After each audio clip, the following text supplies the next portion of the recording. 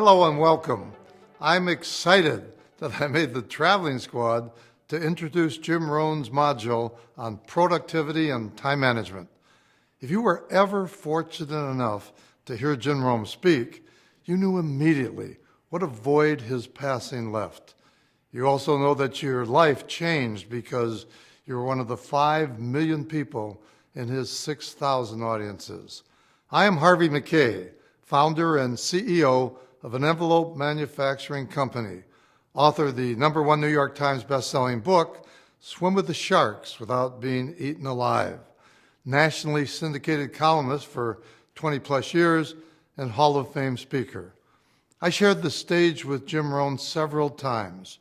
Jim has been an idol ever since the first nanosecond I turned on an audio tape and heard that charming, magnificent, charismatic voice. It's impossible to measure the benefits you are about to receive from watching this module. From my perspective, it's like every viewer hitting a 450-foot Grand Slam home run in the 9th inning of the 7th game of the World Series. To me, productivity is time management. We all start out in life with one thing in common, the same number of minutes and hours in each day. That remains constant, whether we live 50 years or 100 years. So why is it that some people accomplish so much and others very little? Because so few of us have learned to beat the clock. Time, we save it, we shave it, but we can't store it, speed it up, or slow it down. It's the same for all of us. Jim Rohn said, you can always get more money, but you can never get any more time. College basketball coach John Wooden would ask his players, if you don't have time to do it right, when will you have time to do it over?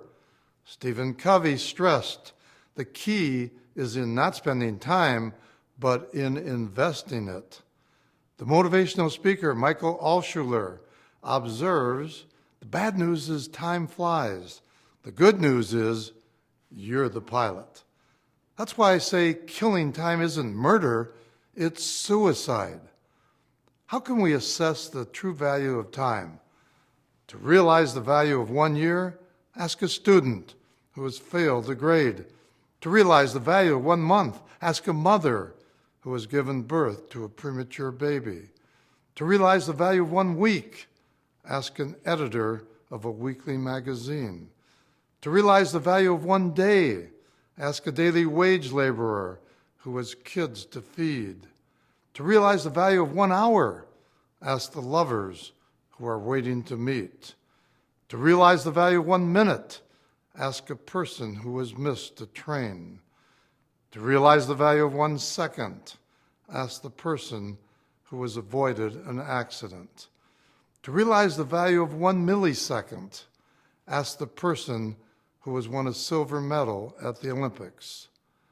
Many years ago, a management consultant named Ivy Lee was called in by Charles Schwab, chairman, Bethlehem Steel Company, to give him advice on how to better manage his time. After observing Schwab for several hours, Lee gave this advice. Every evening, write down the 6 most important things that must get done the next day and list them in order of importance. Don't begin item 2 until item 1 is complete. Schwab asked Lee how much he wanted for this advice. Lee replied, use the plan for 6 months and send me a check for how much you think it's worth. Schwab realized the value of this timely advice, as well as the importance of time. How you spend your time can be as important as how you spend your money. After 6 months, Lee received a check from Schwab for $25,000, which was a ton of money back in the 1920s. I would submit that time is an organization's most valuable commodity. So why is it that some people accomplish so much and others very little? My close personal friend, Lou Holtz, who lived by Jim Rohn's principles, has a great formula. WIN, W-I-N, what's important now. Use some of your precious time to Figure out what's important in your life and you will win. Do you complain that you never have enough time? The reason may be that you're wasting it because you haven't figured out how to use it well. Waste it and you are throwing away an irreplaceable resource. Time is not an enemy unless you try to kill it. How do you get time on your side? Well, begin your day with a plan. Have a plan on how to tackle your workload. At the end of your day, make a to-do list for the next day so you can be productive immediately in the morning. Prioritize. Don't procrastinate. Many people are doing the easy things first and saving the harder things until the end. But what if those harder things never get done, or there are emergencies that come up? Your plan should be prioritized by order of importance. Bottom line, make sure the important things are getting done. Take on what you can reasonably handle. Jim said, if you can't say yes, it's no. Let me repeat that. If you can't say yes, it's no.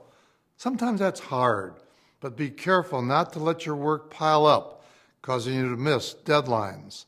This can lead to poor performance and unnecessary stress. Tidy up your workplace. Studies show the average American worker is a disorganized mess. A minute here, a minute there, spent looking for stuff can add up very fast. A messy desk wastes time and adds to your distractions. Organize and get rid of the clutter. Focus. People lose so much production because they can't stay focused or they are continuously distracted and interrupted. If you are able to maintain your concentration, you'll be amazed at the amount of work you can accomplish. The difference between 100% focused and 99% focused is 100%. Get adequate sleep. Lack of sleep increases your stress level and intensifies feelings of lack of control. You'll spend time at work wishing you weren't so tired. You also have a harder time focusing on the task at hand, which leads to a major time waster, having to redo projects. Take a break, get away from work, eat lunch away from your desk, take a walk around the block. A brief breather recharges your batteries and keeps you more productive, as evidenced in this story. Two men were engaged in chopping wood. One of the men worked hard all day, seldom took a break, and took only 20 minutes for lunch. The other man took several breaks a day, spent 45 minutes for lunch, and even took a 15-minute nap before going back to work. The first man became increasingly frustrated because no matter how hard he worked, the other man's pile of chopped wood was always much bigger than his at the end of the day. "I don't understand how you do it," said the first man one day. "Every time I look around, you're sitting down, and yet you cut more wood than I do. How do you do that?" Well, with a smile, the second man replied, "Did you also notice that while I was sitting down, I was sharpening my axe?" As Benjamin Franklin said, if we take care of the minutes, the years will take care of themselves. Good time management is taking care of the things that matter most to us. I always say, whenever you want to get something done, always ask the busiest person. Why? Because they know how to prioritize their time. I remember one time immediately after a program and another standing ovation, I asked Jim backstage how he could keep such a torrid schedule. His answer was about the importance of prioritizing your time. He was a master at this. He virtually prioritized everything, including his to-do list. Jim was also spot on when it came to interruptions and distractions, such as cell phones and emails, texts, and so on. He knew the number one enemy of productivity is interruptions. Remember the lessons our parents and teachers taught us? Interrupting is rude. Somehow that all changes in the workplace. But should it? Try to remember, if you can, the last time you got through a project from start to finish without being pulled in another direction. Here are some of the ways I control interruptions. Hang out a do not disturb sign and insist that others honor it. Set aside a period of time each day, even if it's only 10 minutes, when you are unavailable for anything less than a 4-alarm fire. That goes for office visitors, telephone calls, email, and carrier pigeons. Trust me, people will think your sign does not apply to them. If that doesn't work, try coming in to work early or staying late. It's not about how many balls you can keep in the air at one time. Superman fights one crime at a time and finishes the job. Multitasking only works when a task gets accomplished. We all have more than one project on our desks. The question is, how many of them will actually get done on time and satisfactorily? Be a great listener.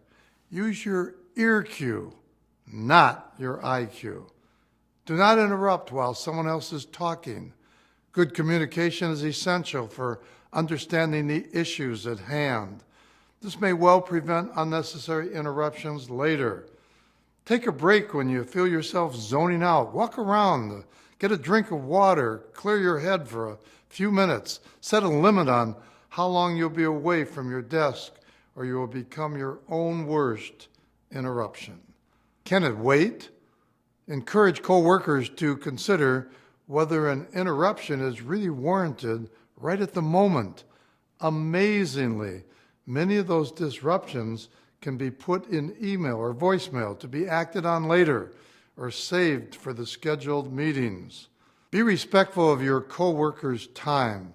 If you expect them to honor your do not disturb sessions, you must reciprocate.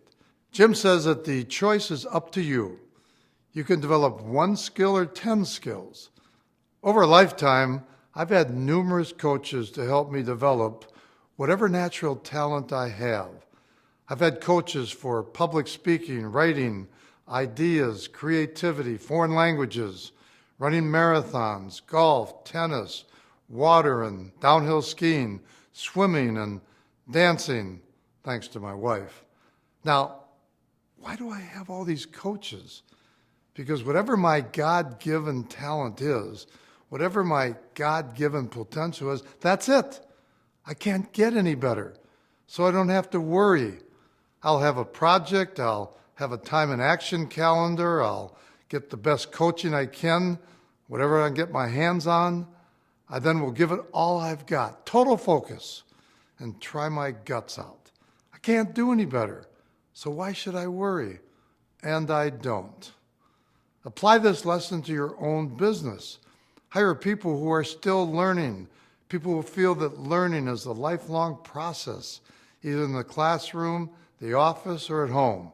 Show them you want them to grow, and your business will grow too. I will never ever forget one of my visits to Moscow where I spotted a help wanted sign that translated inexperience wanted. In short, they didn't want anyone that had been practicing bad habits. They wanted a new and fresh employee that they could train properly. Jim recommended keeping a journal for collecting good ideas. I started this habit by listening to him. Today, I can't live without my legal pad by my side, whether it's in the office, in my car, or my nightstand when I'm sleeping. Jim also said to make sure you take the time to write things down on paper that are in your head. I couldn't agree more. My way of saying this is pale ink is better than the most retentive memory. Jim maintains you don't have to work harder. You have to work smarter. Let me piggyback on that if I may. You don't need to work hard. You don't need to work smart. You have to work hard and smart. Jim and I agree that the telephone can be an awesome tool, but it can also get you into trouble. Jim says before you ever pick up the phone and make a business call, you should have an agenda. You just can't wing it on a business call. Telephone tag is the number 2 time waster. I never leave my name for a return phone call without a designated time I can be reached. And this remains true today. Every customer that returns my phone call will hear my assistant say, "I will put you through. Mr. Mackay is expecting your call." How does this make the caller feel? Not only very special, but it's also a pointed reminder. I'm a busy guy too. You have to tell the world you don't squander time. Another story from Lou Holtz, who was a time management freak. One day at an out-of-town game, the Notre Dame bus was to leave at exactly 11 a.m. sharp. 2 star players were not on the bus. Holtz didn't even blink and said, "Let's go." When they finally arrived, 5 to 10 minutes later, both players found out they weren't starting. I learned this lesson firsthand from my father, who headed the Associated Press in St. Paul, Minnesota. Dad said to his 10-year-old fishing partner, "Be at the dock at 2 p.m. There was no built-in fudge factor. I arrived at 2:05 with my fishing pole in one hand and waving bon voyage with the other. Tough love, but it worked." I'm often asked what I would like on my tombstone, and my answer is, he couldn't sleep fast enough. I know this was also Jim's philosophy as I watched him live it over the decades. A good friend of mine who headed up a $60 billion company told me the following story, and I've been using it for years. Little did I know it was attributed to Jim Rohn. The story goes like this. A little girl says to her mother, "How come Daddy doesn't play with me?" And her mother says, "Look, your daddy loves you very much, but he's so busy at work, he can't get all his work done, and he has to bring it home. That's why he can't play with you." And the little girl said, "Then why don't they just put him in a slower group?" Jim was a master at knowing that we have to keep growing and learning and questioning how we can improve. My philosophy parallels his. You don't go to school once for a lifetime. You're in school all of your life. My central theme has always been, the biggest room in the world is the room for improvement. Every day when I get up in the morning, I have a Post-it note on the mirror that I read when I shave. And Jim Rohn was partially involved in molding my thinking and teaching. The note reads, "Harvey, you haven't hit your peak yet." Thanks, Jim.